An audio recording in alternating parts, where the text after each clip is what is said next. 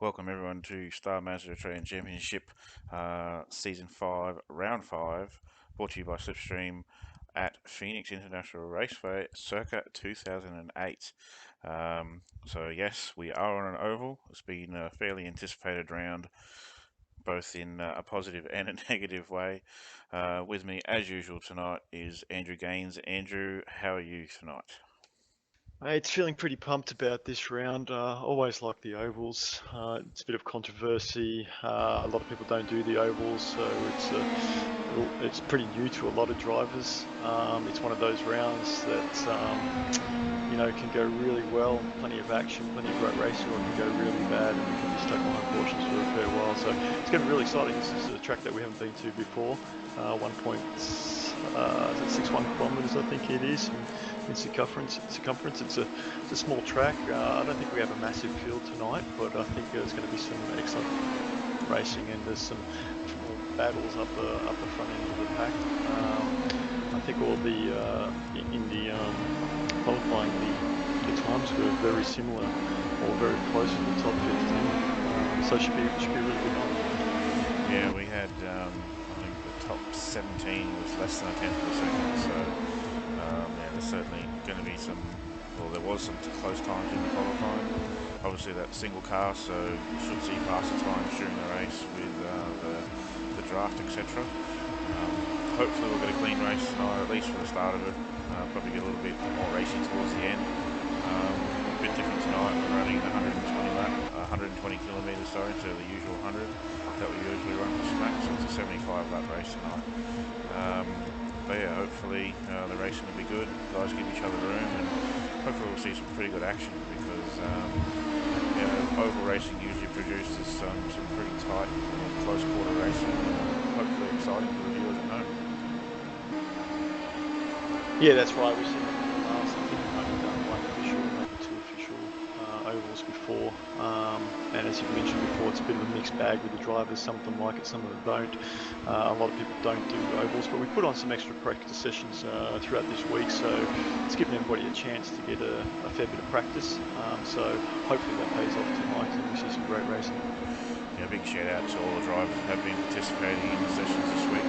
They were open sessions, so that the setup could be tweaked, and hopefully, yeah, the drivers are happy with the setup they've got for the race. It should produce some pretty good racing.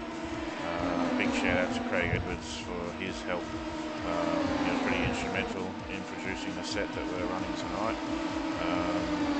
Just to sort of give you an idea, he's ran 681 laps in the 3 practice sessions earlier this week, and another 145 laps of practice tonight. So huge amount of laps Craig has done this week. So I'm sure he's hoping to get a good result. So I think you'd still be dizzy from that, wouldn't you? I mean, that's an incredible amount of laps, incredible amount of practice. I hope it pays off to him tonight. We must remind everyone that Craig has been so close to getting his maiden win in the series, and unfortunately it's eluded him. So with that much practice tonight, he's in a really good shot. That's exactly right. Being an oval, fairly open, anything might happen. I'm sure he's just going to want to be at the front, keep his nose clean, and see where he gets. Another name to mention would be Richard Craig. He's been quick all week in the practice session. He's been at the top there or thereabouts. I'm pretty sure he's actually our pole sitter tonight as well. So yeah, keep an eye on Richard Craig. He's certainly another name out there to keep an eye on. And Gary Hamilton, our reigning champion, he's not able to make tonight's race, so he'll be watching either now or a bit later on to watch how his teammate Adam Newton goes. But yeah, unfortunately going to use this as a drop round, and hopefully it won't affect his championship too much later in the season. Yeah, just mentioning the championship there. Obviously, Gary Hamilton can't race tonight, so he didn't have a perfect round that he normally has last week at Silverstone either. He had a couple of incidents there where he received a drive-through penalty as well. So the championship ladder is mixed up a little bit at the moment. We've got Craig Edwards on top, Michael McCabe in second, and Gary Hamilton in third. And with Gary Hamilton missing this round, he's going to have to use that as a drop round. It's going to get really interesting towards the end of the season. Gary Hamilton is the reigning champion. Nobody's ever won this series twice before. Craig Edwards hasn't won a race yet, but he's leading the championship. So very interesting times to come. No, that's exactly right. And yeah, tonight's race, I'm sure a lot of people are probably fairly nervous. There has been a lot of people, to their credit, putting in a fair bit of practice for tonight. It's been stressed on the forums that if they do plan to race tonight, that they certainly put in the laps and the practice and know what it's like to run with other cars. I'm sure a lot of cars are only doing about probably 3 or 4 cars to a pack. That's probably about all they've really had practice with. So we're about to go with 30 cars in a pack, so it's certainly going to separate the men from the boys, and hopefully there is that bit of give and take, as we've spoken about earlier. These cars will slide up if you're on the inside line, and all it takes is just a quick lift of the throttle, bring the nose back into check, and it saves wrecking your race and the car you're about to run into, and potentially the whole pack of cars that might be behind you. Yeah, that's right. With pack racing, I mean, we've done a couple of these races before, and one thing that really gets me, I guess, on the edge of my seat is when you see the car in front not being quite able to hold the line, and they make that small twitch or that small movement to correct, and you know you're already on edge, or centimeters away from the car in front. So when you see that car twitch, you obviously try to react to that and think that you're going to try and avoid it, and it's just like a concertina effect. I mean, everybody starts doing it. It can cause a massive accident. So you've really got to stay on that line and try and keep the car straight and be pretty predictive. That's exactly right. Speed's a little bit lower here than in Indianapolis, so that might help. We were taking the stance that maybe we take some downforce off these guys to force the lift during the corners, but what we found during the practice sessions was that all that really did was take downforce off the car behind, and you really wouldn't get any racing whatsoever. So we've gone with a high downforce setup, and hopefully one that you can run multiple lanes. So we should see some side-by-side racing tonight. I'll take us through our grid for tonight's race. I might actually go this way, just so you can see how close these times actually were. So we've got Richard Craig on pole, Dylan Shepherd second place, 3 thousandths of a second behind. Josh Anderson, his time's not showing up there. Martin Slavasi, he's up there. You can see how incredibly close these times are. Michael McCabe in 5th, Scotty Harris in 6th, Craig Edwards 7th, Adam Newton in 8th, Brock Kremer in 9th, and Lance Perkin in 10th place. Mark Simon, Mark Espley, Michael Hammond, Aaron Osborne, Joshua Burden, Matthew Tyler, David Jelling, Sean Watts, Jeff Rahali, and Grant Hines. That's 20th place, and we're still within a tenth of a second here. Joe Burkett in 21st, Scott Goodman, Stephen Williams, Andrew Kiss, Brandon Sue, Troy Burgess, Bradley Matheson, Phil Gadd, Reginald James, and Rob McIver in 30th place. Oops, wrong button. Amanda Boucher in 31st, and Jason Bentz down there in 32nd. So they're about to go around for their warm-up lap now, and that will be green flag racing. Being an oval, we are doing a rolling start. Yeah, that should be a first as well for the series, I believe, a rolling start. So it should be interesting. I don't know if it's going to help or hinder a lot of people that haven't done any ovals, but as long as everyone sort of stays on their side of the track for the first lap or two, I think we should have a pretty clean start.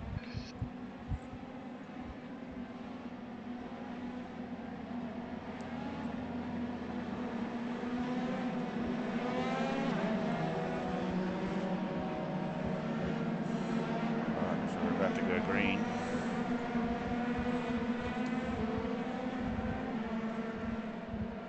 Hopefully we get a few laps in before we see another yellow flag.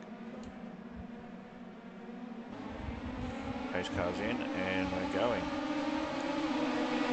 Took a good jump for our pole sitter, Richard Craig. Onto the inside line by the looks, which should keep him in good stead. Found the inside line really is probably the place you want to be on this track, but again, you can still make the outside work if you need to. Yeah, it looks like a pretty clean start throughout the field, which is great to see.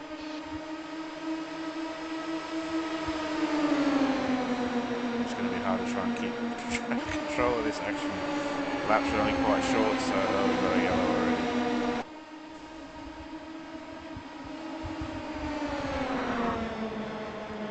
One lap of green flag running, and we've got our that's certainly a bit of a shame. Really spoke too soon on that one, didn't we?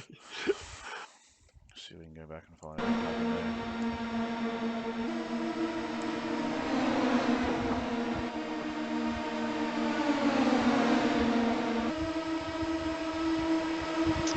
Joe Beckett was in the pits with a damaged car, so that's car number 23. It looks like there's a yellow car involved in that one. Has moved down on him, unfortunately, and pushed him into the wall.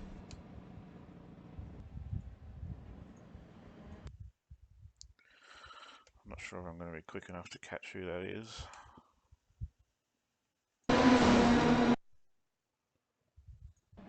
Yeah, I think moment's lost there, so yeah, not sure who that was exactly.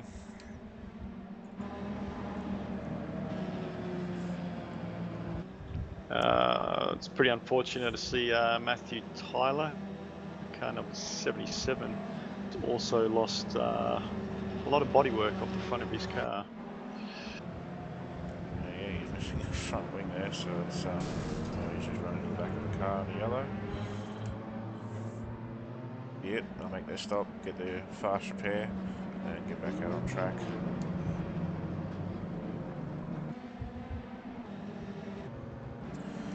So he might come into the pit lane now. Pit lane's open, so these guys can come in. This will be, they only really need to wait one fuel. So we've got Richard Craig still in first place, and Joshua Anderson in second place, and Dylan Shepherd, who's a former champion, in position number 3. Dylan's been strong through the practice sessions and during tonight's pre-race practice server, so he's still maintaining that pace at the front. So hopefully we'll get some good racing. There will be a single file restart here. We won't be double file, so it'll just be the single file restarts. Car number 88, driven by Michael McCabe, in position number 4. He's also a bit of a dark horse. He's actually second in the standings at the moment. He's put in some really strong performances. He doesn't get a lot of airtime, I don't think, but he's always there at the pointy end, and he's put in some, like I said before, strong finishes, and I think he's a champion. Certainly stepped up a bit this season compared to last. I think his qualifying has been his Achilles heel a little bit. The lights are out on the safety car, so we should contender this season. We should see the safety car in this lap. But yeah, Michael McCabe, he's there or thereabouts. He's really stepped up this season. He's improved from sort of top 5 to top 10 to be in the top 5 pretty consistently now. So it's good to see him improving.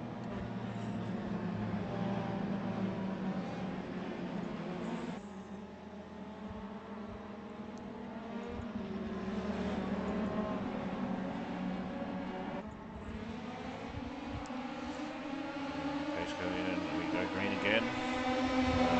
So Richard's got a pretty good jump at the start there. A single file restart should help a little bit to contain this field and reduce the number of accidents now. So they're not side by side, and it splits the pack up just a little bit more.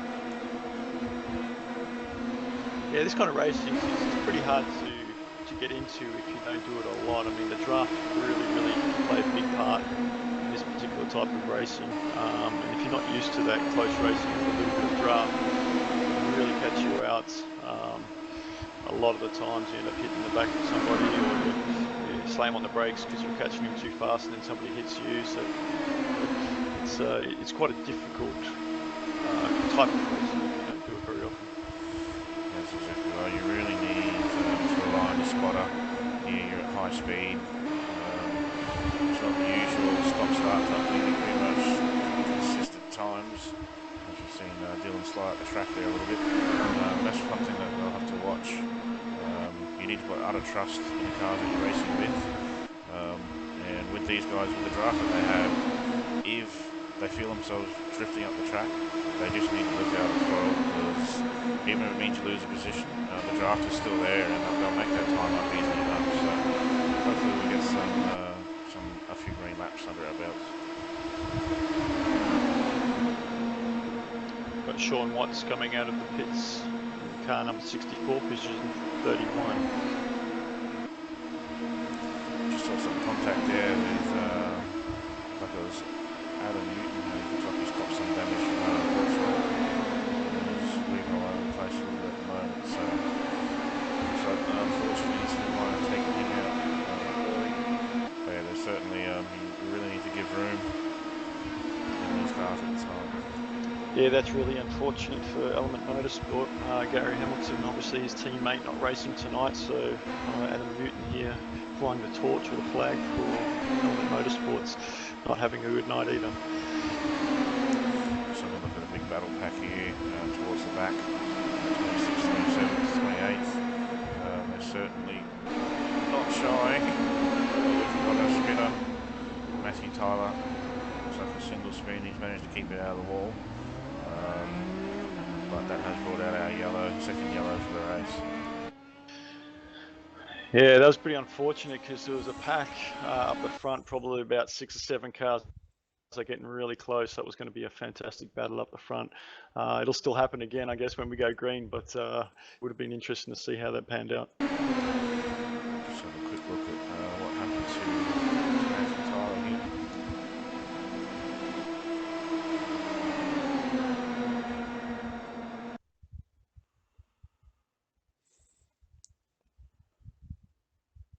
Looks like, yeah, he's just lost the rear end. It's just come around him.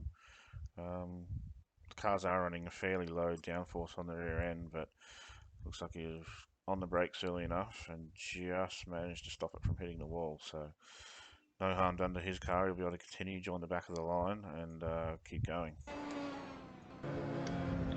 Joshua Burden in car number 4 taking full advantage of the safety car or the caution, coming in for his compulsory pit stop.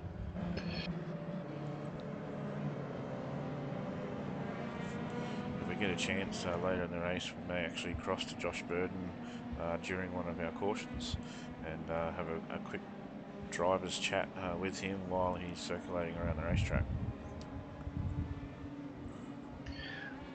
There's a lot of big names in the race tonight, and they're scattered throughout the field, so it's going to be really interesting as this race progresses, find out exactly where they are and where they're going to come out. I mean, when you're racing these cars, you can be in position number 20, 25, or in an oval race, and with the cautions and the draft and pitting, it's still possible to win the race. I mean, we've seen it happen before where, I mean, I've been in races where I'm way down, probably in last place due to an accident, and then come the end of the race, you're in the main pack. So it is really good racing. It's anybody's game. You just got to try and keep clean and keep the car actually in the race.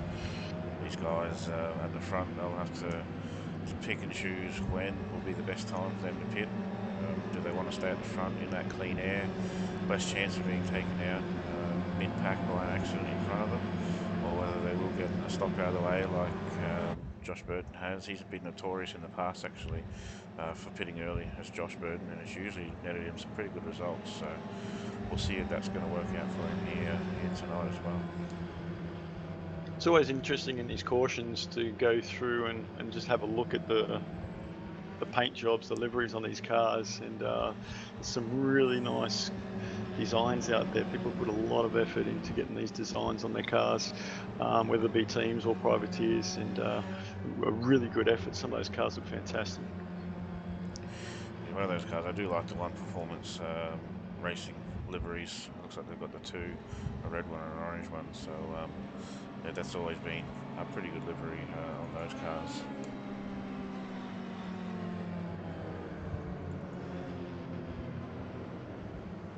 KRF cars look nice as well. Looks like they've got a new livery for this season. They've come out very nice. Yeah, they have a few different ones, I believe. There's quite a few KRF cars in the SMAC series this season, so it's good to see them having a strong showing yeah, in their team for this season. See Stephen Williams from G&T Racing running an older car, probably about 3 seasons old, but it still looks okay. That's true. Yeah, it's about the third iteration. You might need to have a bit of a chat to the team bosses and get him a new car, I think. I think he deserves a new car. It's not in the budget. Looks like we're green again. So Richard Cray's got another really good jump on the field. Sort of left Josh Anderson napping a little bit with Dylan Shepherd and Michael McCabe scrapping at the third and fourth pass. Yeah, unfortunately, looks like Craig Edwards has picked up a penalty for passing a penalty for pitting. So he may have passed someone going into the pits.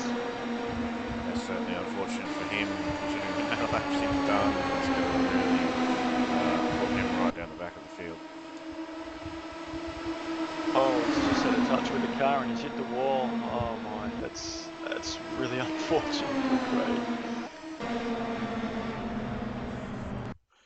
And that brings out our next caution. I hope he's still got a fast repair, else it's pretty much going to be his race done, I think. That's the second time that, I don't know, it was the same yellow car, but so the yellow car has been involved in an incident on that front straight. So some of these guys might need to check the mirrors and listen to their spotters and just keep it nice and clean so they can get home.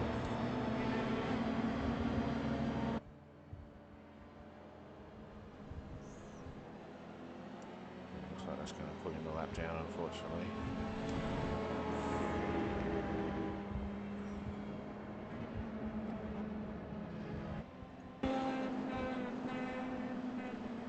Yeah, that was car number 38, Reginald James, involved in that. Looks like Craig's gone on the outside and maybe Reginald hasn't seen him come up on the outside and sort of squeezed Craig a little bit towards the wall, which he's made contact there and it was all over for him then. Looks like it was always an ever-closing gap, but that's where the awareness of your fellow drivers is needed.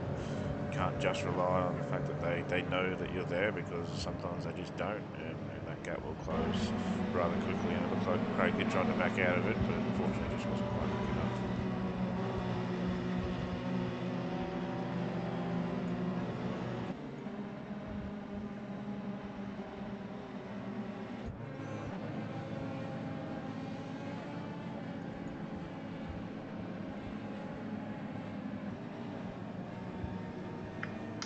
These races always give the race control a bit of a heart attack because they've got so much to look at, and you know the lap is over so quickly. So by the time they're looking at incidents, something else has happened. It's definitely a job I wouldn't like to do tonight. A small oval series like this or a small oval race. Yeah, I think you touched the nail on the head there. I think being an oval, it's quite different to the road course. Road course tracks take anywhere from 1 minute to 2 minutes for a lap, whereas they're doing a lap in 25 seconds here. So the time that they've got to really investigate an incident really does diminish quite quickly when there's so much that can happen all at once in such a short lap.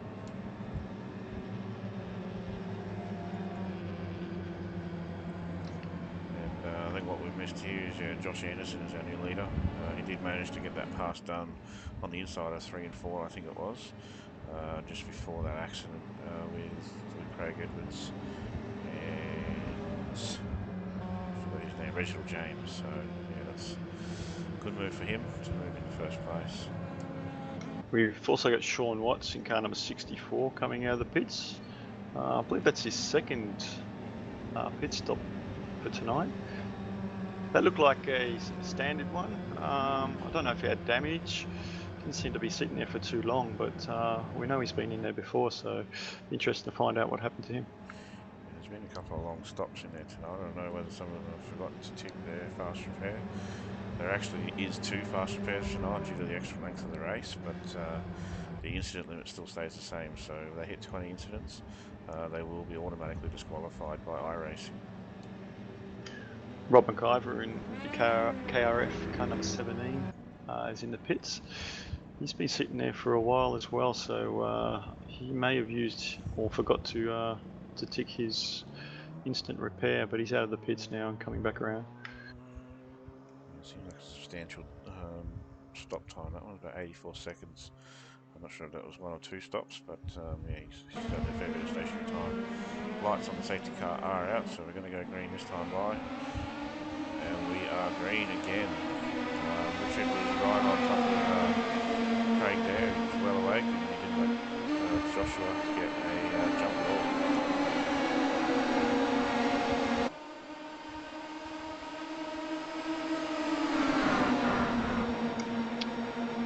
Got Rob McIver having some troubles there. Looks like he's gone back in the pits. Car number 17. Maybe he's just getting out of the way of the fast guys, which is probably a sensible thing to do when you're lap down. You don't want to be causing an accident, but he's flopping in his pit bay, so yeah, something must be going on there.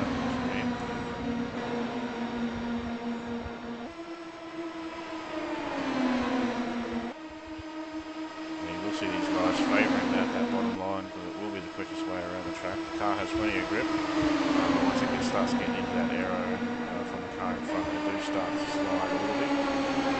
So we'll rely on a bit of give and take as each car goes through. So they will have to lift up a little bit perhaps through the corners to not slide up the track, which will make them lose momentum, and the outside car will gain again and come down the straight. So plenty of racing still ahead here.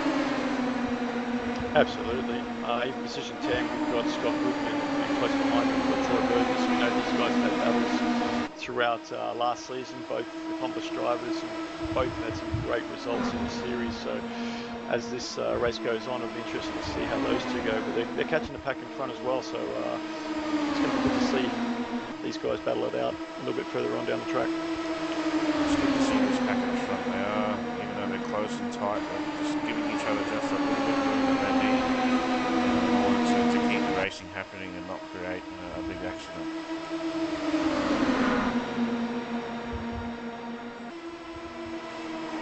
The pack just seems to be growing. It started off with about 3 or 4 cars, and now almost the top 10. You can throw a blanket over them. It's definitely being hard to be the car number 1, isn't it, out in front, because you've got everybody else looking to draft behind you. So you know you're just a sit and duck eventually. Or we've had another accident. Looks like Michael McCabe.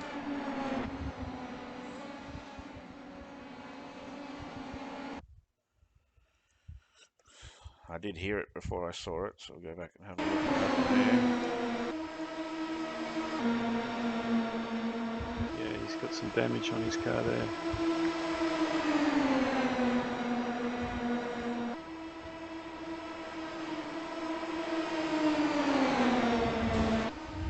Looks like he's just lost it himself. Again, the rear end started to step out, and he's gone nose first in the wall, so some pretty substantial damage to his car.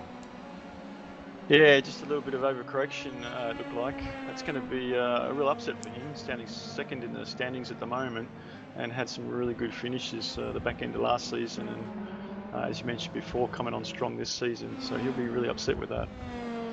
To be honest, I actually really am surprised at the amount of cars that are losing the rear end. I did do some laps last night, and the rear end felt quite stable and didn't feel like it was any chance to let go, but I was only in a car with about a group of 3 cars, so maybe the extra cars in the group is taking a little bit of aero off the rear end, and it's causing a few cars to lose the rear and slide out. And that sort of just goes to show the importance of practice and getting as many people in practice as you can, because the characteristics of the car may change.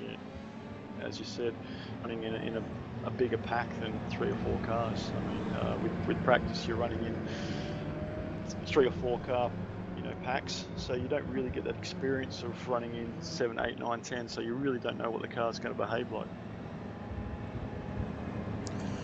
Just looking back in our field at the moment, our earliest pit stopper is Phil Gadd, currently in 10th position.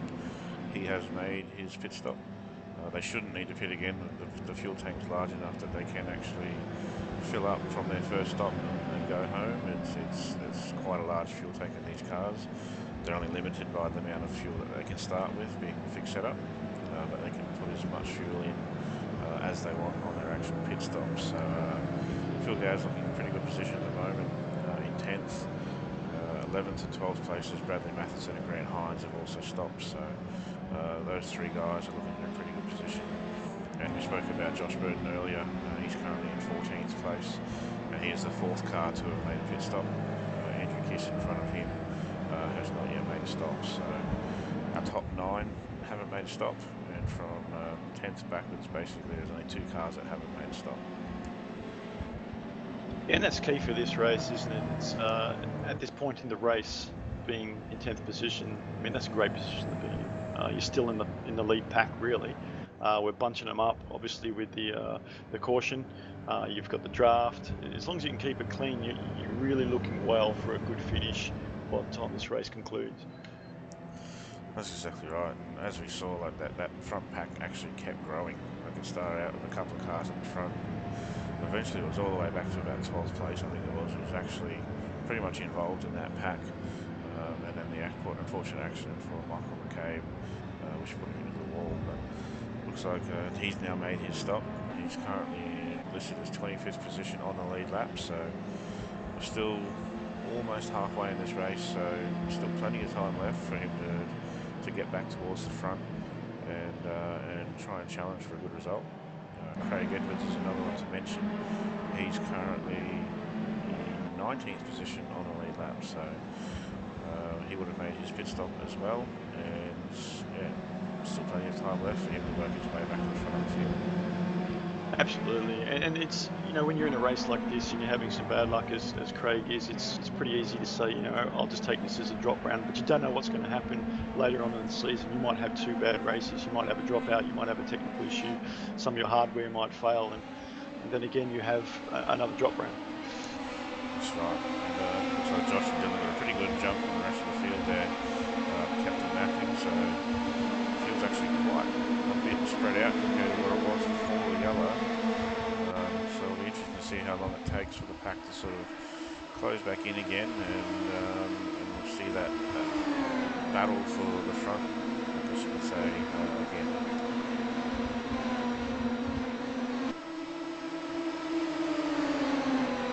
Yeah, it's shaping up to be a really great battle between the top 3, Joshua Dillon and Richard. We've got another caution. Looks like Grant Hines going to jump out looks like quite a few cars in this one. Looks like it's the big one. There's always a big one.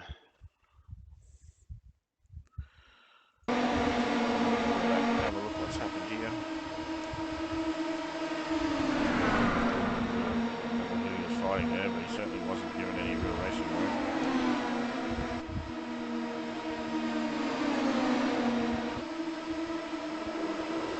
Yeah, that was. I don't want to place blame, but the car on the outside certainly really pinched Grant there. There's no way he could really go. We've got 2 KRF cars, Amanda Boucher and Rob McGyver in the pits at the moment. Good looking cars, but looking a little bit rough at the moment.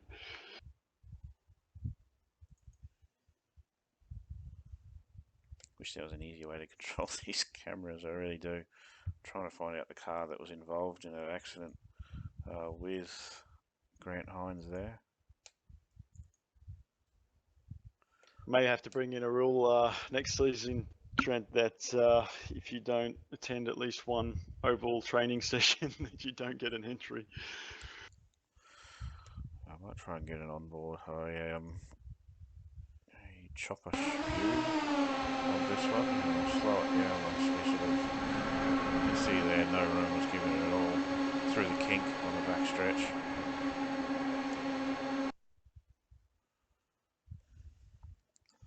We slow it down to a 3rd speed here, and Grant sort of following his line.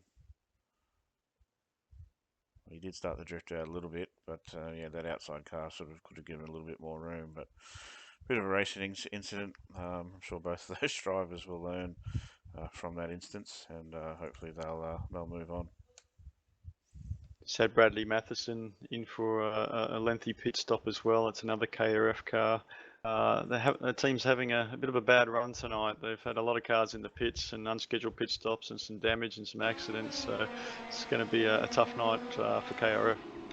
Yeah, we did go back and have a look at that. It looked like it was Bradley Matheson that was involved in that accident with Grant Hines. Unfortunate for both drivers, plus all the other cars that were involved in that accident. But yeah, it looks like it's now put quite a few of those guys at least lapped out.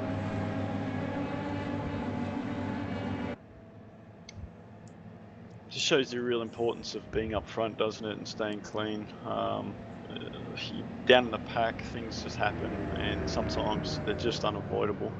And obviously, nobody, is doing anything on purpose, but simple mistakes are being made, and that costs a lot for some drivers and some teams, unfortunately. Yeah, that's very true. The other thing to keep in mind for our viewers tonight is that this actually is a time certain race. It will not go longer than 50 minutes. So some of these guys at the front might be stretching that out. I think it was about 35 to 38 laps of green running on a full tank of fuel, or from the starting fuel. So some of them might be running the gauntlet. They might not have to pit, but the rules do say that you must pit. It's a compulsory fuel stop is necessary, so I don't know whether they've forgotten that rule, but they do actually have to do a pit stop in order to be qualified as a finisher, or they will be disqualified. Yeah, interesting point, Trent, and if anybody's listening to the broadcast, get onto your teams and let them know, because that would be very disappointing to survive this race, come home with a win or second or third or wherever, and have that taken away from you because you didn't pit.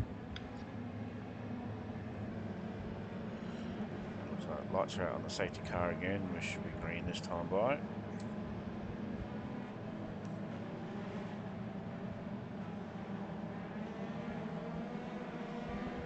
I'm surprised Dylan Shepherd's hanging back here, but it's really not a good idea. He might have been trying to get a bit of a jump there by accelerating a bit earlier, but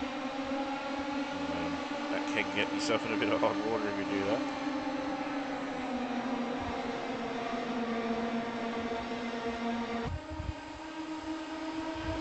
Again, this top five break away pretty cleanly from the rest of the field.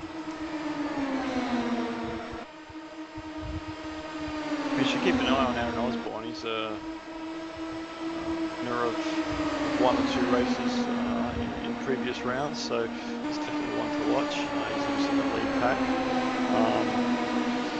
Dylan Shepherd, fifth in the season standings, in the standings at the moment in the championship. So a good result here, with everybody else sort of having some bad luck, could really spearhead his championship hopes. Yeah, they're certainly putting it all on the table, these guys. They're really pushing, and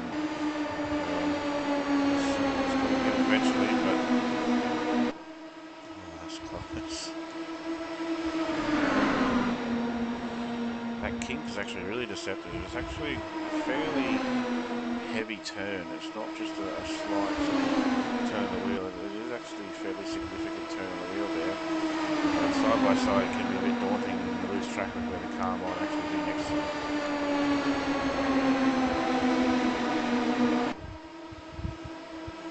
You saw Dylan Shepherd run up the track there, almost into the side of Aaron Osborne. Under caution.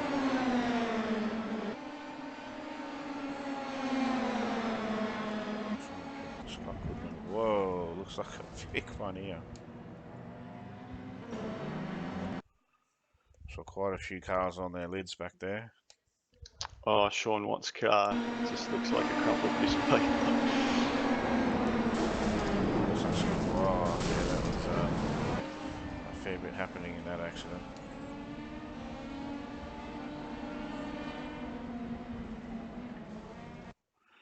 Try and find a car that was actually involved so that we can see what happened.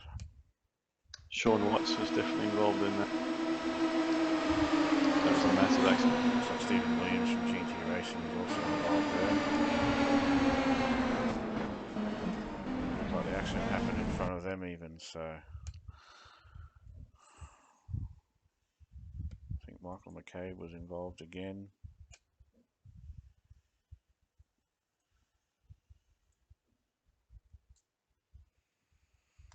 Looks like Joe Burkett got a bit sideways, car number 23. I'm not sure if that actually caused the accident, but it was definitely a contribution to the major accident behind him.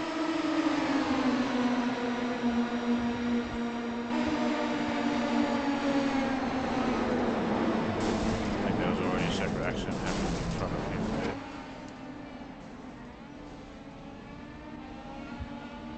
Just too many cars to try and keep track of.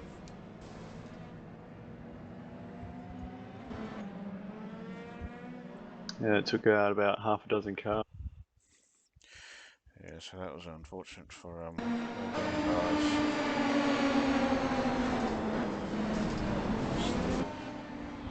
Still can't find the actual cause of that crash, so sorry to our viewers, but yeah, I'm sure we'll find out eventually. So we head back to live pictures. Looks like our leaders are taking this opportunity to pit. Richard Craig and Aaron Osborne are in pit lane. And as I mentioned earlier, Phil Gadd, who was in 10th place, is now cycled through in the second position to be the top person who has pitted. Well, it looks like our Joshua Burton from JFF has also stumbled down. I know he was involved in that accident or not, but he's now dropped down 15th place.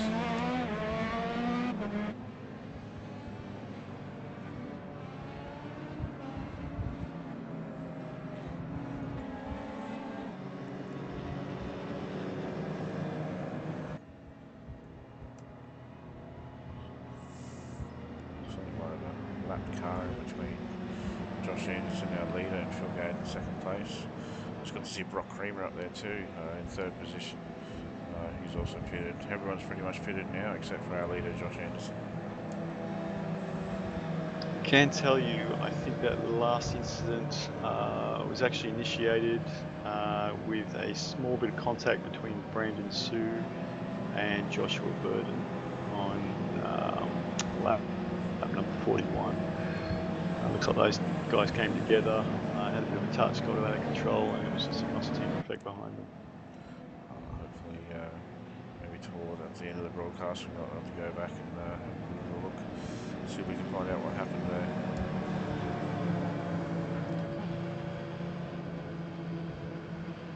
Yeah, I'm not going to comment on that because I think there'll be a couple of different views, but it was quite a bad one. Looks like the lights are still on the safety car, so it looks like we've got one more lap before we go green.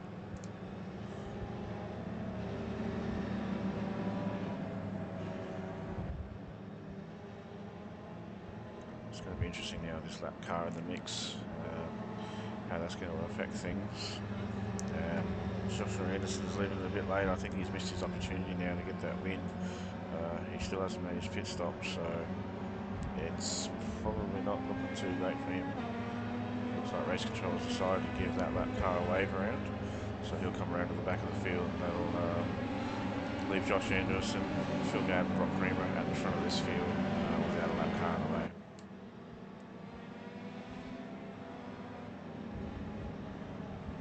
Yeah, the debate will rage again after this race. There always seems to be a bit of a debate going on, a little bit of anger, a little bit of disappointment, I guess, in the race, not for having a long green run and all the accidents. And I guess there's some simple mistakes being made out there.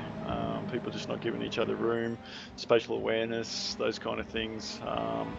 So I guess there'll be some conversations on the forum, which is always interesting after these oval races.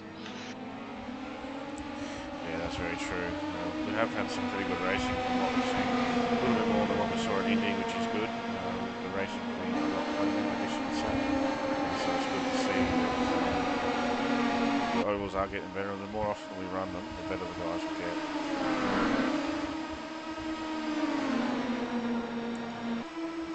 Looks like we've got Craig Edwards now up in the 6th place, challenging Jason Benson for a top 5 position. Craig's done lots of laps in traffic, out of traffic, so he's going to know exactly where to position his car to be able to make these passes. Yeah, a bit of a mention to Michael Hammond in position 4. We haven't seen much of him tonight, but we know he's a strong finisher. He's in a really good position to get a great result from this race. As you see a lap car sort of getting in the way, doing well to try and stay out of the way, but also getting away at the same time. So good job on the lap car not to try and get involved with these leading cars.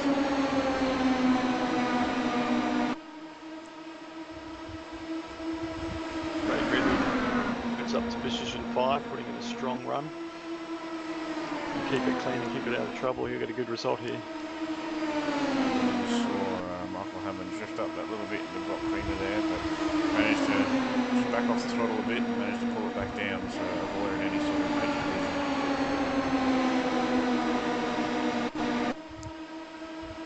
You see Craig on the back of Rock and Michael now, so he'll be trying to challenge, try and get past these guys. He wants that lead, he wants that win. Yeah, Craig's really got to take advantage of this race with Gary being away. Craig leading the championship at the moment. He's just going to nudge that a little bit more forward. And as we said before, he hasn't had a win in the series yet, so he's in a really good position at the moment. And he'll be making the most of this. Yeah, that's exactly right. And, it's probably, I'm sure everyone deserves a win, but I think he really deserves a win, especially with the amount of practice that actually puts in each week just to sort of get a handle on the car, on the track, whatever he needs to do, he's there doing the job that needs to be done. But as they say, motorsport can be a cruel sport. So hopefully, fingers crossed that we have a clean run and he stays out of trouble to lead the race. As you mentioned earlier, Andrew, you said that anything can happen with Oval. We saw him involved with that incident earlier on in this race, and here he is now sitting in 6th place. Got the rim as well. He's got a little bit close to that wall. This is it, isn't it? I mean, when you do get a bit out of control and you hit that top wall, you're a passenger, and the guys behind you have got nowhere to go. So it's really unfortunate when that happens, and it's really unfortunate for the cars behind when that happens, because you get taken out of a race purely out of your control. So I've actually done that in practice. It's actually quite easy to do. You're not really looking at the right-hand side of the car. You're just concentrating on where you'll line through the next corner, and it just sort of catches you out a little bit as you come to the corner entry. And yeah, you just give that wall a little bit of a tap, and that's pretty much it. It caves in the suspension, and your race is pretty much done. I think they need to bring out a feature in the next build where they have like your reversing sensors on the side of your car for oval racing. So if you get a little bit close to that wall, it starts beeping. Actually, something we missed. We got Michael Hammond in the lead of the race now. I'm not sure where that lead change took place.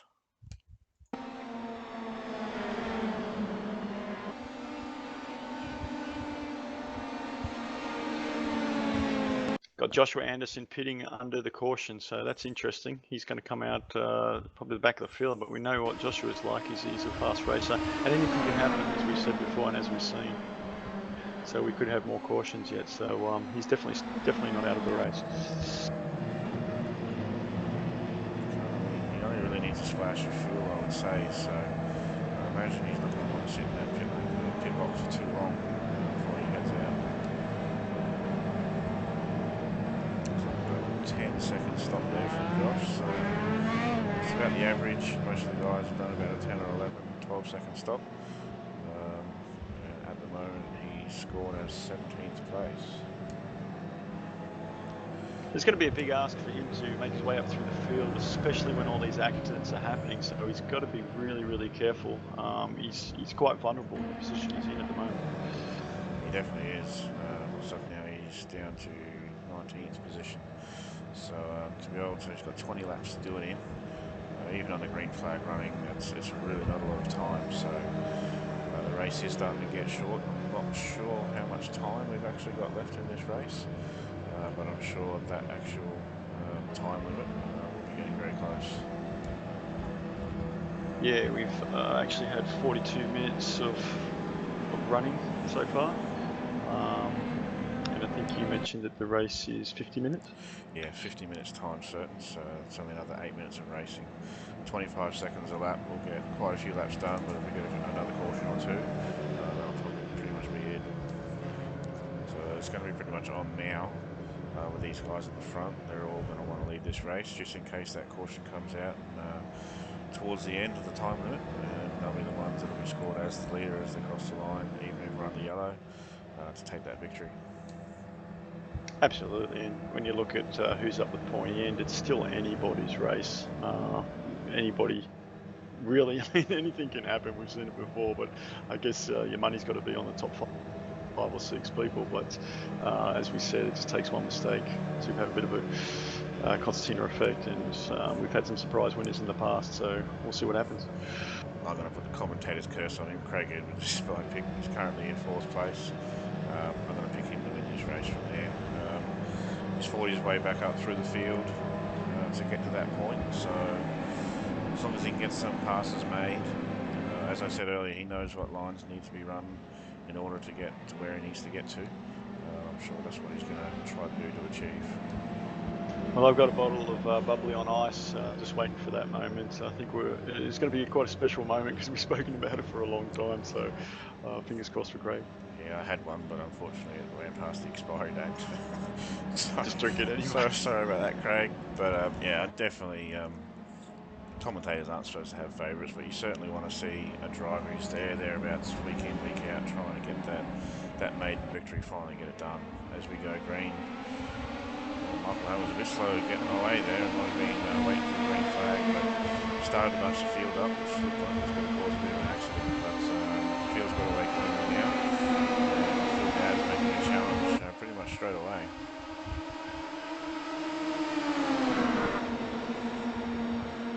Michael Hammer's got his teammate with him there, Jason Bentz, the Laser Racing team. Whether or not there'll be any team orders going on, I'm sure they'll be orchestrating themselves to try and benefit the team. As you can see, Craig Edwards making a move down the inside of Jason Bentz, 3rd place. Might make that move stick. He's going to have to lift to be able to maintain his line. He's just going to lose momentum, but he's on the inside line for turns 3 and 4, and that's ideally the line you want to be on in through here. You see Dylan Shepherd coming through fairly aggressively there. It's a clean move made, and he's now eyeing off this podium.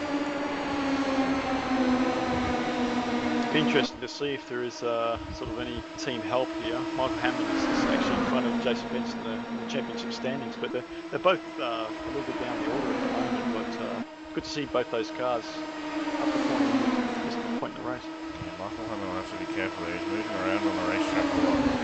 The stewards won't look kindly at that. They're allowing one move, but he's making a couple of moves left and right. So the stewards will be watching that for sure. And the caution again.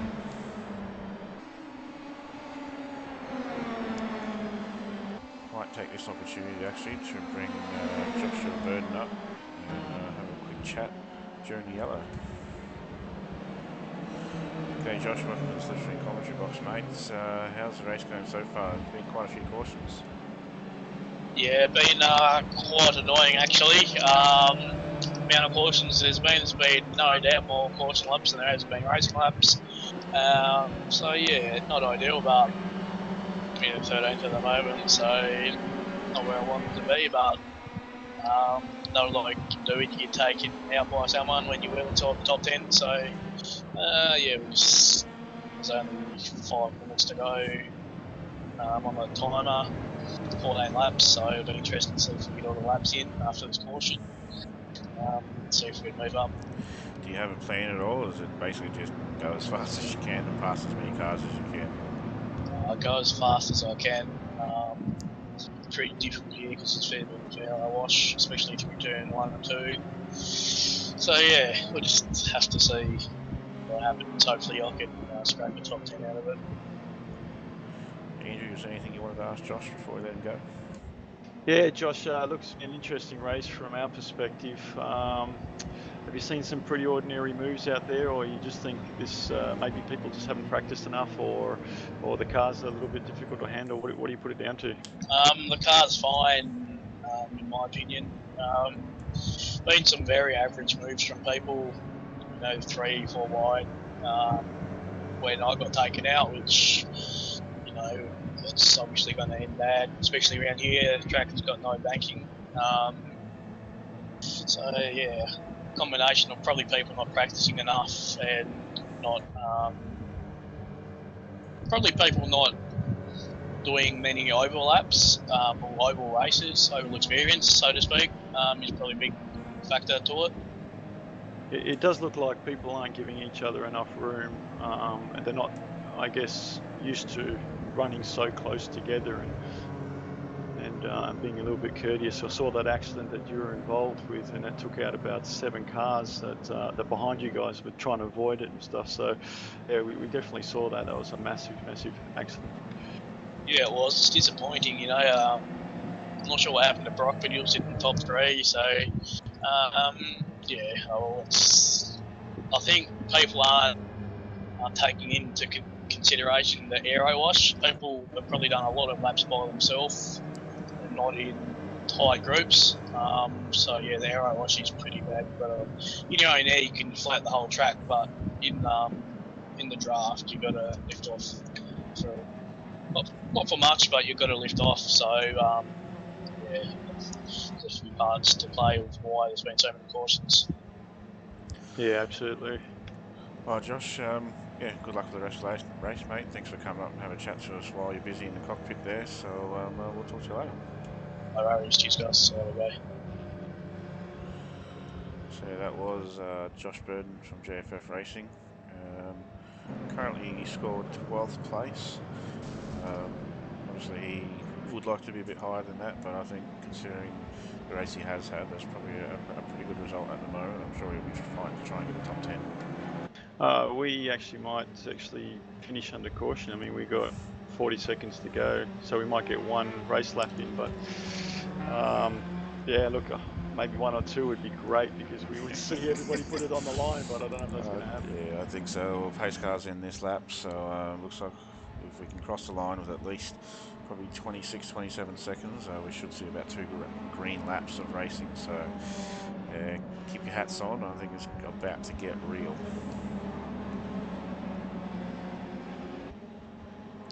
This restart's going to be critical here, and Michael's hit the hammer, and he's off. We've seen a block there from John Shepherd. Certainly push Jason Benson all the way to the bottom of the track. He's not going to give up here. Oh, that was so close. That's it. It's game over. Yeah, that's it. We're done. Not a great way to end the race, but you know, you're in the right place at the right time. I got to say, that's where you needed to be. Looks like Adam Newton was involved in that one, ended the race on his lid, unfortunately. That accident happened well up the track ahead of him. He was just an innocent bystander. Looks like Craig Edwards actually lost the position as well. I mean, I don't know the final results, but on my screen it's saying he was 4th, so he'll be a little bit disappointed with that. Yeah, I've got him listed as 4th on my screen as well at the moment. Looks like the lap car trying to get out of the way, caused that, unfortunately.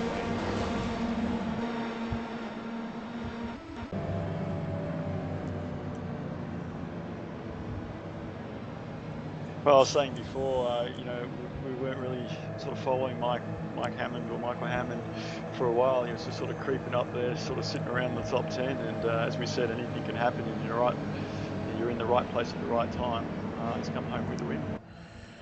Yeah, it certainly looks like that's going to happen. I'm surprised the white flag hasn't come out yet, but we'll see whether or not the checker comes around this time by to give Michael Hammond that victory. It looks like this will be our final standings.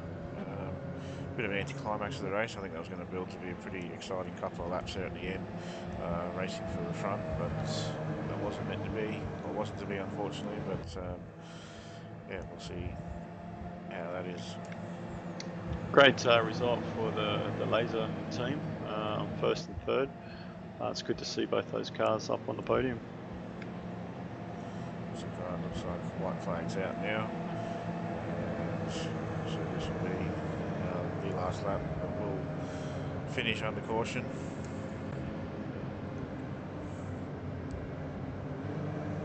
Always an interesting race, the ovals, always. Well, I think some of the driving was a bit better in that race than we had at Indy. I think there was only about 2 or 3 laps in Indy there, but I think we got some pretty good green flag stretches there in that race. But as I said, if we run them each season, the drivers will get used to them, and yeah, hopefully produce better racing as each season progresses and everyone gets used to those ovals. Maybe you can we'll even run that oval spin-off series again, just as a bit of fun, give guys a bit of place to practice some of their oval racing, so sort of more used to it. So when they come to the SMAC series, that they will be better prepared for this final race. So watching now Michael Hammond come across the start-finish line, or approach it, not crossing it yet, but approaches the start-finish line, take that checkered flag. So congratulations to him. Phil Gadd, second place, and Jason Bentz, his teammate, third. Craig Edwards in fourth, Dylan in fifth place. Yeah, just after speaking to Joshua Burton, he'll be really disappointed with that, because he was aiming for a top 10, and he just didn't get that chance to put in some green laps to challenge for that top 10 position. Yeah, that's true. Knowing that you had a fast car, but you weren't given the chance to do it, certainly could have helped him. Although rules are changing at the moment, not sure why.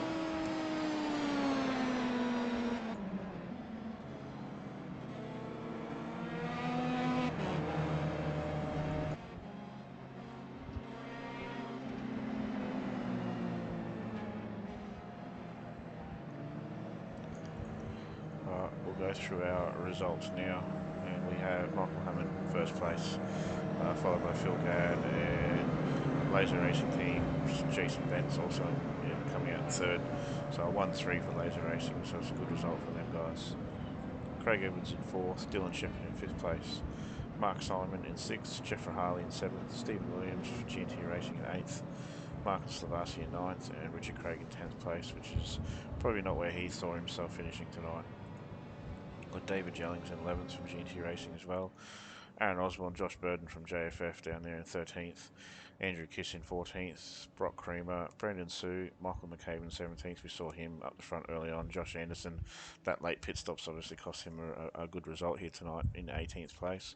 Lance Firkin 19th, and Troy Burgess, who we're used to seeing also towards the front of the race, front of the field, also down in a result he's probably not used to in 20th. Grant Hines in 21st, Scott Goodman 22nd, Matthew Tyler, Scott Harris, Bradley Matheson in 25th, Adam Newton from Element Racing unfortunately down there in 26th place with that late race incident, Amanda Boucher in 27th, Mark Espy, Rob McIver, and Sean Watts is in 30th.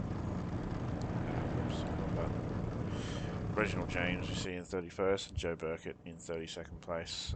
Probably DNFs, I'd say, with that many laps down. So that race had a bit of everything, I guess. Certainly some exciting racing when we did see it, but yeah, unfortunate ending to the race there.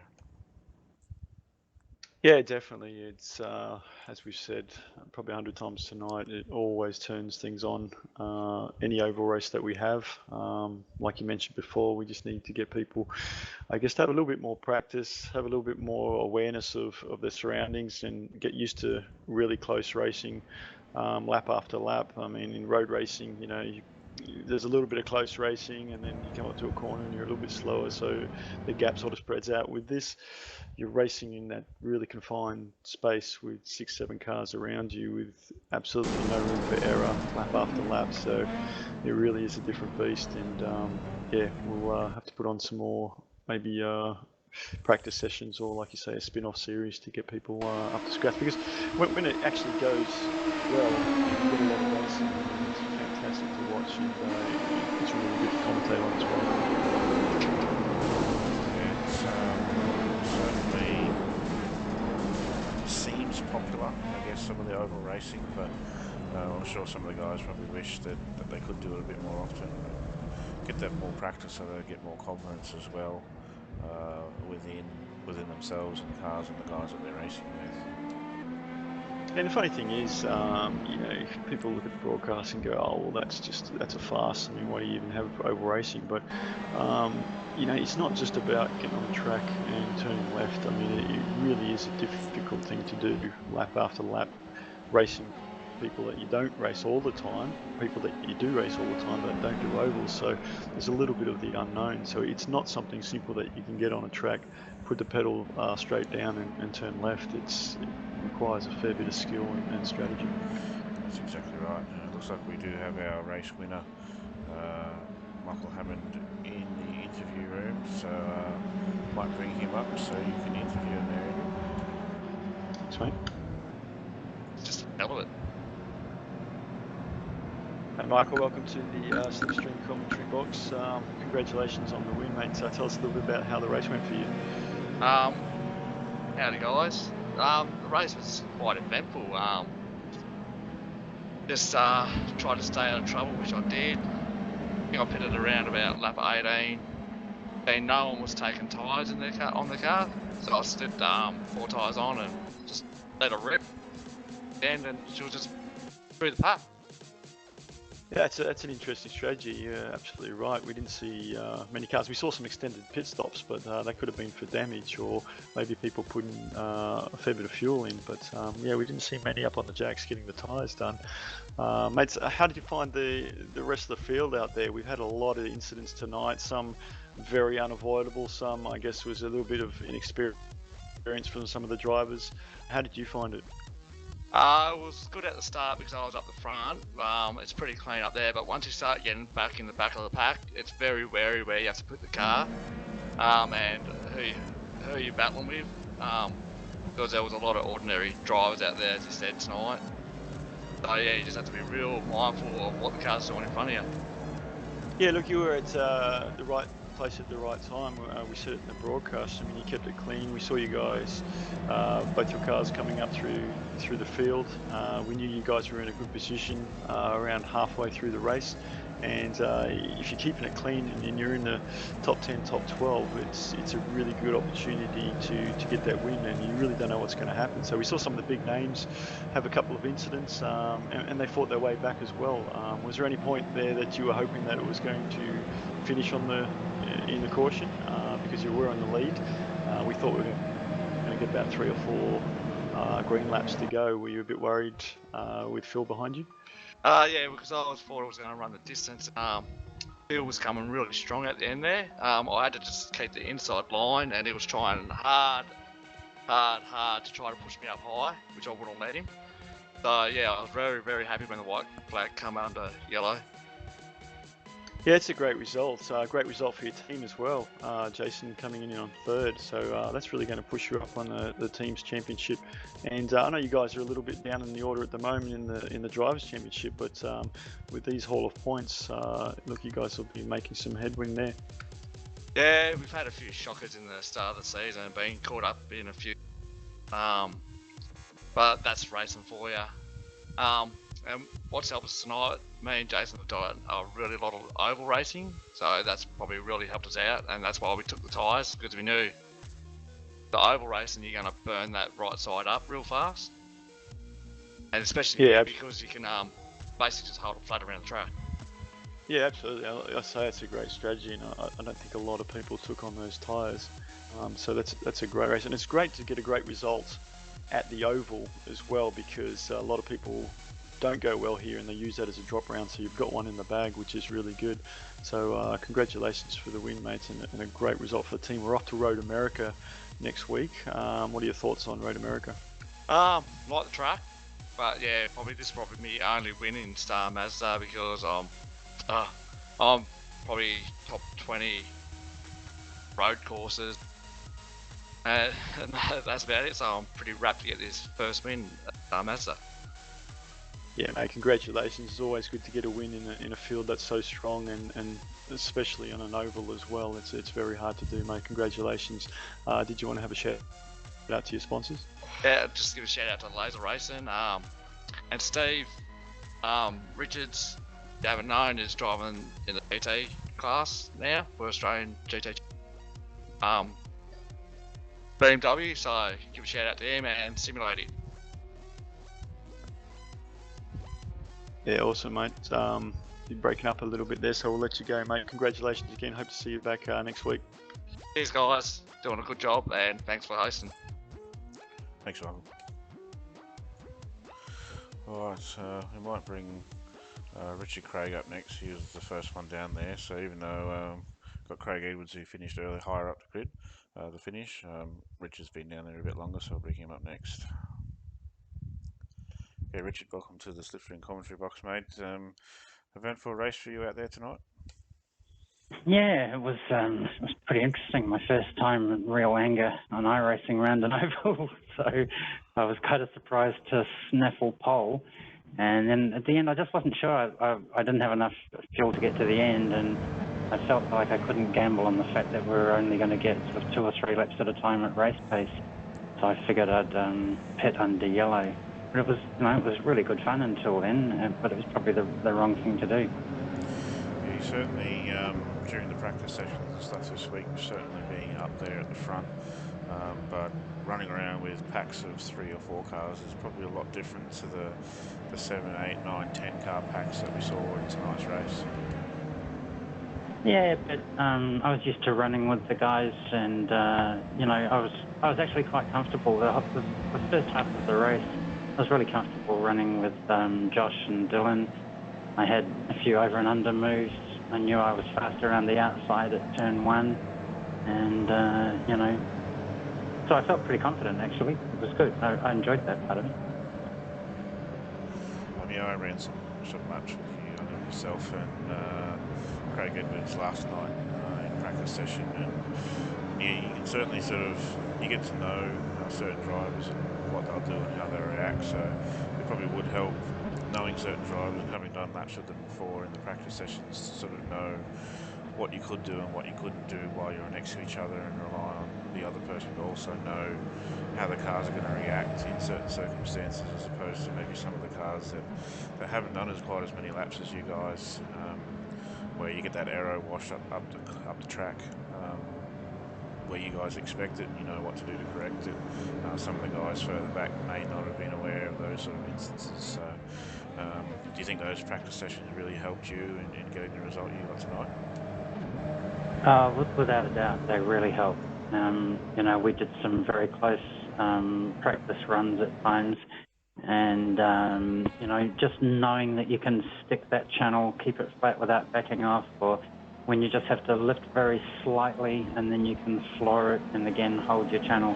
And so the biggest drama really was, around the final turn, people not staying in their lane or not trusting that they're going to be able to stay in their lane, drifting out or coming down on you. So I was a bit cautious about some of that. But no, look, generally where I was, the racing was pretty sharp. But I gather that there was mayhem behind. I never even anticipated that we would time out. That just wasn't in my game plan. So I'll have to update it for next year. Yeah, it was always a possibility depending on the number of cautions, and that's why we sort of had a bit of a time limit. The last thing you want to be doing is just running yellow laps all night. But I think there was probably a fairly good balance of green to yellow racing. Obviously, you'd want a lot more green to yellow, especially at the start of the race. I think didn't even finish 2 laps before the first yellow came out. But one thing I forgot to congratulate you on was I think your pole position for tonight. So well done on that. Yeah, thanks, mate. That kind of surprised me. My practice leading up to it this afternoon was all about that, not about the running in the pack. I'd done that, and it was just about, how to be really light with the steering input and just let the car track itself. And, what was it? I think I made it by about 3 thousandths. There wasn't much in the top 3, but, that's what it takes. Yeah, just have the timing up now. Yeah, from first to second was 3 thousandths of a second, and from my memory, to Josh Anderson was actually another 2 thousandths of a second after that. So, top 3 cars were covered by 5 thousandths of a second, which is pretty crazy. But that's the sort of times that you usually do see on ovals. There's not a whole bunch of corners. There's not a whole bunch of time you can make and lose. And it's just we usually do see some pretty close times. But at the end of the day, you're still the one to come out on top. So congratulations for that. Yeah, thanks, mate. I just a bit gutted that we didn't get the chance to run the last 10 or 15 laps to the flag, because pretty confident I could have got myself back into the top 5. I had real pace out there tonight, and some interesting alternate lines that people weren't thinking about. So, but anyway, that is what it is. And I'd like to thank also Motorsports and RATCorp and Unmetered Service for their support. And thank you guys for putting on another great event. Good fun. Thanks a lot, Richard. And Andrew, was there any questions you had for Richard before you left?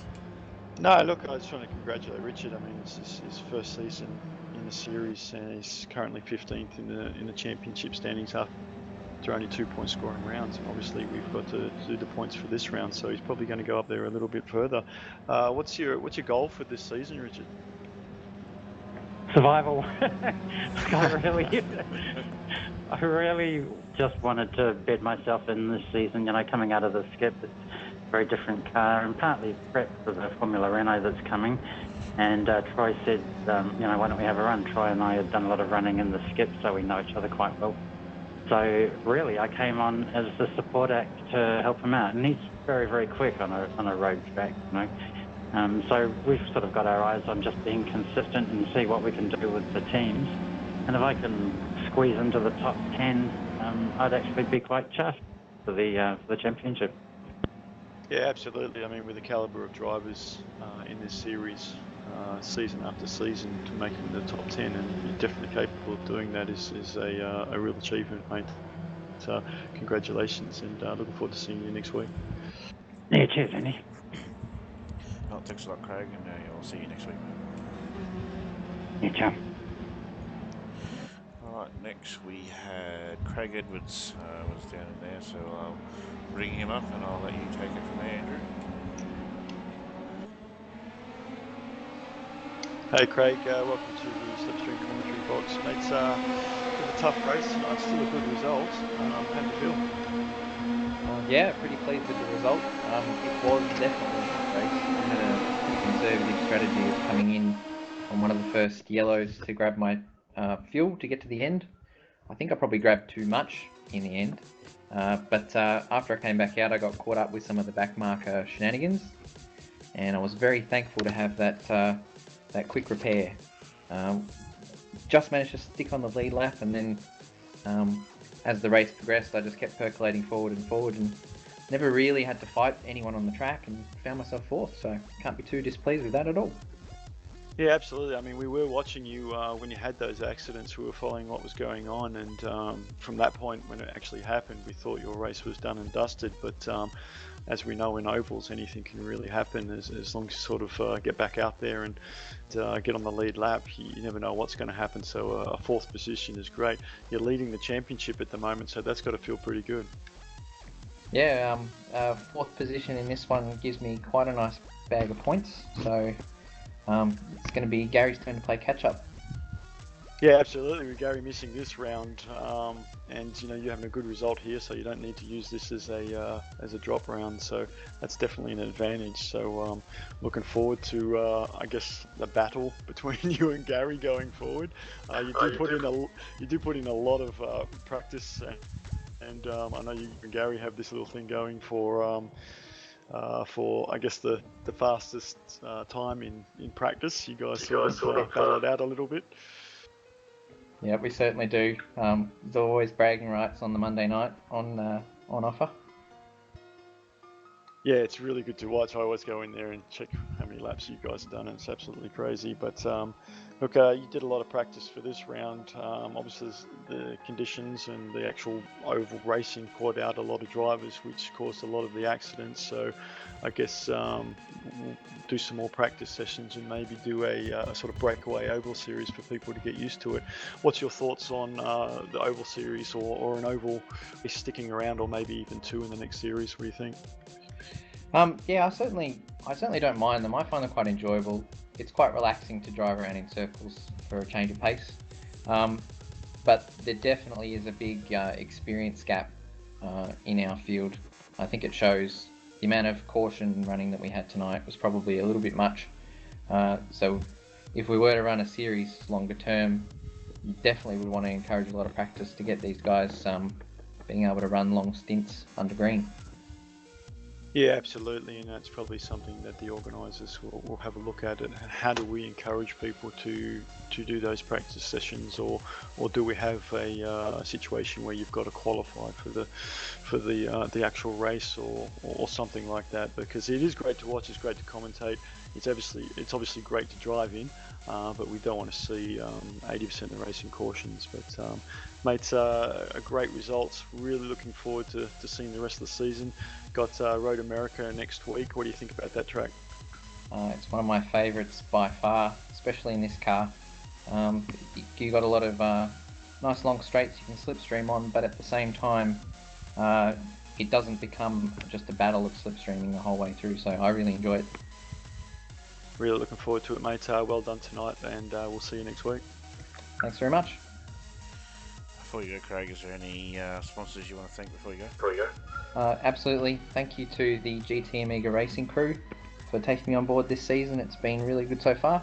And I'd also just like to give a massive shout out to Scott Connors tonight. He had a really tough job. No, he doesn't need thanks. It's all good. He does it for the love of it. He gets paid too much. Sure he does. Oh, thanks a lot, Craig. We'll see you next week, mate. Okay, cheers. Alright, we'll bring up Jason Bentz now, third place in the other laser racing team car. Hey Jason, welcome to the Slipstream commentary box, mate. Third place for yourself, first and third for the team. Pretty good result for you guys tonight. Yeah, it was a good result seeing both cars up there. Would have liked to get one more spot up, but wasn't to be. I went backwards on that second last safety car rather than go forwards. Yeah, no, it was a good result. Andrew, I'll pass it over to you, mate. Sure. Hey, mate. So have you done much oval racing? I think your teammates actually mentioned that you guys have been doing a little bit of oval racing before. So I guess that experience would have helped you tonight. No, he's full of it. Never turn left, only turn right. Yeah, done plenty of ovals. Don't mind the ovals. Not the best qualifier, but come race time, try and get it up there at the right time. It was good seeing your cars. I like the livery of your cars. It really stands out quite well. So it was really good to see your team up the pointy end of the race. Did you have a pit strategy? Did you take tyres as well, or how did that go about? I did in the first couple of stops, but about halfway I changed a couple of sets, a couple of the safety cars, but I think it was about the halfway point was the last tyre stop. Noticed that no one else was sort of putting the tyres on, so with a little bit of experience in the ovals, we just thought fresh tyres would get around the outside a bit better. Yeah, it's really interesting, and we were talking to Michael about it. We didn't see a lot of people taking tyres, and obviously a first and third place. It obviously worked for you guys. So how did you find the traffic? I mean, there was a fair few incidents.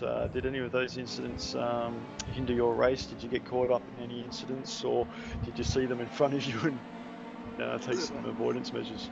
Saw plenty in front of me because I was hanging back at the start, but it's just one of those sort of things where you just keep it planted or brake and hope for the best, and I tend to keep it planted.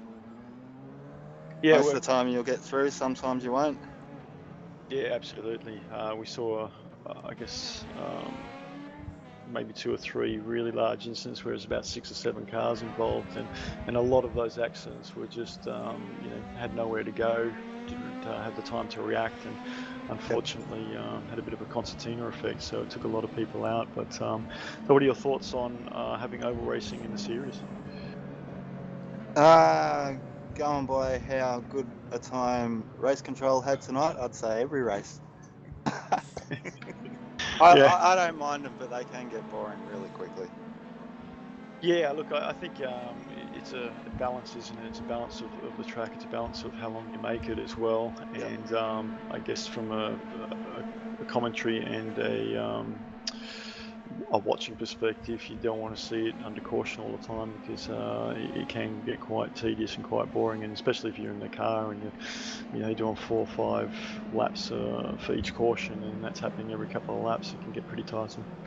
Well, the bottom line would start pushing up, like you said, after 4 or 5 laps. So as soon as they start pushing up, that's when the accidents start to happen.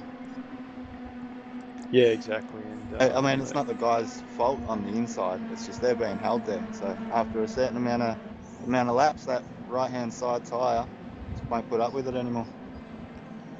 Yeah, look, I hope there's a couple of drivers actually listening to the commentators here in the interviews, because for next time, they might all be taking tyres and we might not see as many cautions. But mate, well done. I think you're a little bit down in the order in the championship at the moment, but with a nice haul of points tonight's going to push you up probably around mid-pack. So do you have a goal for this season? Not really. That was probably a bit of a goal broken there, getting a third. Don't expect to be anywhere up there in the road races. Top tens in the road races is good for me. That's what I look for. Yeah, look, top 10 in this series at the moment is like a podium. It's that competitive, mate. We've seen you put in some strong performances, and you're fast. We know you from the V8 Supercar days as well, where you did really well there. So we're really looking forward to seeing you in the next couple of races. Mate, is there anybody you want to have a shout out to? Yeah, give a shout out to Laser Racing, Steve Richards Motorsport, and Angry Birds Racing and Simulator. Mate, well done again, mate. Podium, you should be really happy with that, mate. Looking forward to seeing you next week. Cheers, guys. Thanks for doing the broadcast as well. Thanks, Jason. See you, Trent. Alright, we might bring our race controllers up now and see if they've got any fingernails and hair and whatever else left. You might want to censor some of this. Welcome, Matt and Scott, to the commentary box. You guys were race control tonight, I believe. How did we go? I was for 3 quarters, and I actually decided to stop. But yeah, sorry. Terrible. Continue, Scott. He did most of it. You definitely earned your money tonight, so how was it? It was by far the most fun I've ever had in my life. No, in all seriousness, it was absolutely horrendous, to be honest with you. I'm putting out there right now that and I'm making it clear that there won't be another Oval on SMAC. Seriously, that was the worst I've ever had to deal with. Were you finding it was sort of just racing incidences, or was there a lot of stuff that really could have been avoided? I could go on for hours, really. Yeah. There was many things that there was way too many things going on. There was so many things happening that we had no control over. It's just there's way too many things that are going wrong. So, and what do you put it down to? Do you put it down to inexperience, or what would you put it down to? Just driver error? Well, it wasn't so much the incidents. Like there was some incidents that it comes around. Happened last season where we said that if you're gonna race in this race, you're gonna have to get out there and do some practice. And I'd say we've stepped up in that part. It was people have actually got some oval racing under the belt. And I've seen some good improvements out there, and I really congratulate those drivers. But then there's other people that just think they can just jump in and do it, and with no practice, and just absolutely mug it up for everyone else. Then there was incidents that there was racing incidents always going to happen. It's racing, it's always going to happen, and then there's other things with iRacing, like I said before, just stuffing things around with passing under the yellow, and it's just a whole magnitude of things. Yeah, look, we're expecting to see a lot of colourful discussions on the forum about it. Look, I mean, it's part of the series. I mean, it happens in real life as well. So I guess it's a whole different bag. I mean, for a lot of the drivers out there, and this was their first oval race in Mazda, and you touched on it before, there's probably a lot of those guys that actually didn't practice during the week. So yeah, it's something that we've got to look at going into the future, I guess. And then like there was many drivers out there today that did an awesome job today. You could see they've done some practice. If they didn't, then that's just that's good, I suppose. I've nothing. You're a beaten man by the sounds of it. Oh, yeah, that's an understatement. Yeah, I think really, from an organiser's point of view, probably a little bit disappointed through the lack of turnout for the practice sessions that were available this week. Obviously, some people have lives, and we understand that, but that's why the extended session was also put on today, an extra 3 hours of practice before the session started for tonight's race. You could definitely tell that the guys at the front were the ones that were in practice sessions all week. In particular, Craig Edwards was one of those guys that did, as we mentioned earlier, 681 laps over the 3 practice sessions, plus another 145 laps in the pre-race server as well. So that's the sort of practice. We don't expect people to do those sorts of laps, but to be aware in traffic how the car's going to react is the important thing, because out of traffic is literally just flat. You just hold it flat, turn the wheel. That's pretty much it around this track with this setup. But in the race itself, it's a lot different with the aero push. I think the lack of experience is the biggest thing here. Running close quarters, possibly not giving the room that they really should be giving when they could. In this, especially here, we saw it actually from the green. Basically, that the front guys would get away. Within a couple of laps, it was a pack of 10 cars. There's no getting away. So if you have to lift to lose a spot, so be it. It's not like you're going to lose touch. Just lift, lose a spot, and live to fight another day. Yeah, that's right. I mean, look, at the end of the day, it's part of the series, and everyone's sort of in the same boat. You get out what you put in. You said it before, the guys up the front were the guys that put in the practice. We know that not everyone can put in a lot of practice, but for this kind of race, for something totally different, you can't come into this race and thinking, oh, this is just going to be a bit of fun. I've never done an oval in the SMAC race, because you've got people that are going for the championship. It's not really fair on them. You've got people that have done a lot of practice, and it's not fair on them. So it's really important that you get in, do a bit of practice, and do your stake on here. You can see took out 7-8 cars, and the innocent bystanders, and it's not good for the series, but it is part of the series. So we've got to learn from that. Got to move on, and hopefully things will get better. Alright, and on that note, Matt, did you have anything else to add to what Scott's talked about? Nah. Man of many words there. Matthew Wilkins. I don't have to say it, though. It was ridiculous. Yeah, It's fair one of the enough. worst races I've ever done on a C4, so let's just leave it at that. Alrighty. And I just want to say, if the drivers watch this back next week, I'm not going to go into it. I'm just leaving No, it. I would like to say, Scott, that actually Scott does win a prize today for the most enthusiastic I've seen employee today. He was just next level. That's all I got nothing to say. Oh god. We've been beaten to the ground. Alright, we'll leave that there. Andrew, driver of the night tonight. That'll be a tough one. That's a tough one. Look, I'm going to give it to the Laser Racing team. Those guys, 1 and 3, did a great job. They were where it mattered at the right time. Sort of kept out of trouble. Took tyres, great strategy, worked for them. I'll give it to those guys. Quite surprised, as you mentioned, that not more people. Maybe they did, we didn't see it, but especially around an oval track, you're going to need tyres. Like, they wear out. It's not like a road course where you're constant left rights. Here you're constantly on that right side tyre, and they're going to wear. So I'll probably put to Craig Edwards, actually, after that early incident, and to work his way back up to 4th place. Is obviously a lot of incidents in front of him helped him, but yeah, he certainly still had to be there in the right place at the right time as well. So yeah, mine will go to Craig for that.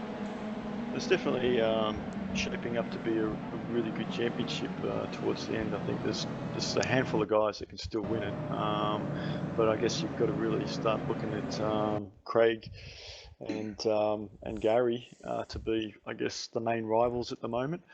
Anything can change from that, of course, but I think it's going to be really interesting going forward. Craig's got a little bit of a buffer now, and maybe a couple of drop rounds up his sleeve, but it's only the 3rd point scoring round, so it's a long way to go yet. Certainly is, and looking forward, round 6 next week is at Road America, full course. I think that's probably a fairly popular track with a lot of drivers, so it's a long track, it's a big track, plenty of pit stalls, so we should be on for a good field size there, hopefully next week at Road America. And after that, we've got Bathurst, round 7 is Mount Panorama Circuit, which should be another interesting race, so to speak. Watkins Glen International Classic Boot for round 8.